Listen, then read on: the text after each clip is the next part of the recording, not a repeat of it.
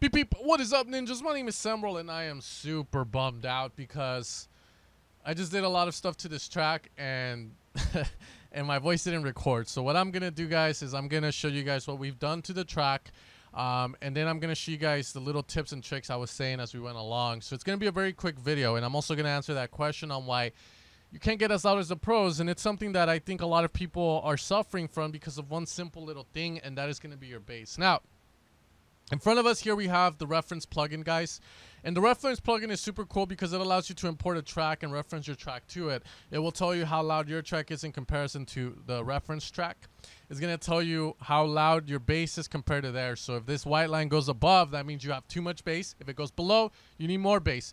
The mids and highs are the same exact thing, and then you might see these pink dots that come towards you or come away from the white line. If they're going away, that means you need to compress more. If they're going towards the white line, that means your track is more compressed than said reference track. Now, this plugin is meant to be used just as a tool if you, again, want to sound similar to your favorite artist, or you need guidance on the way of mixing. You lost the way, you're out in the woods, or, you know, God forbid you're at DJ Cheta's house. But pretty much you get the point what we're going to do. Now, let me show you guys something. I want you guys to hear the drop, and it's going to suck. I'm going to tell you right off the bat because it's as loud as Hardwell's track, but you're going to see that what reference is going to tell me is the problem. So, ready, set, go. So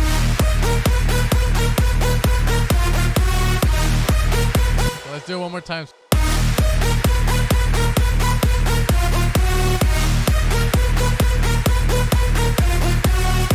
So equally as loud, but you can see I have more lows and I don't have enough highs. So with the simple EQ fix that I've done here, and hopefully you guys can see most of it, I've lowered a bit of the lows and I've increased a bit of the highs. So now we get this. Check it out.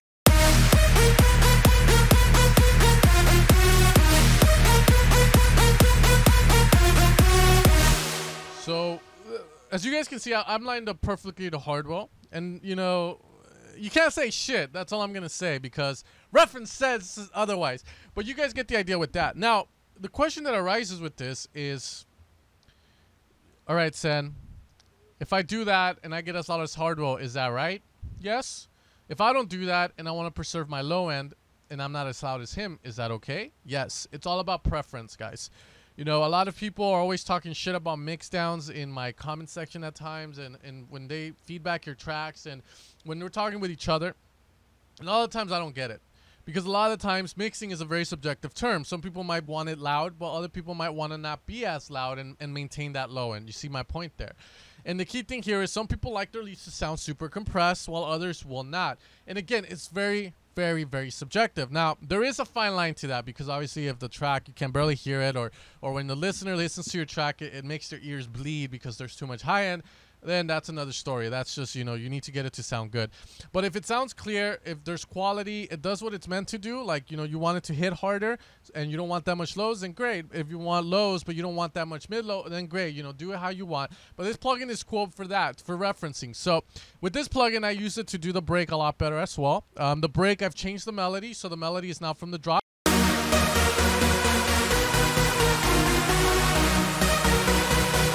There's an automation that lowers the volume here because then if not, it's going to be as loud as the drop, and we don't want that. We want to, again, have a quieter break so that the drop has more power when it drops because it's way louder. Now, in the break here as well, in the introduction of the break, we added the melody.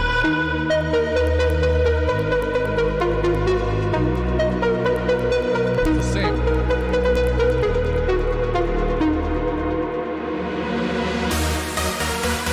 Alright, so we made new chords for it, guys. We just implemented the melody in here, and we use the same tricks I've shown you guys before. You look at the melody, the note it's starting at. So it starts at D sharp here, so I have two options. I can either do D sharp or I can go to B, because B, if you look at it and you go count up by 2, 1, 2 notes in the scale, you're going to get a harmonic note. So this will work as well, as you're going to see right now if I put this up.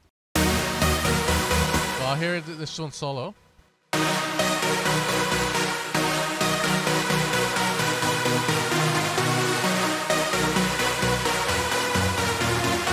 So watch, if I put that melody on top here and I play.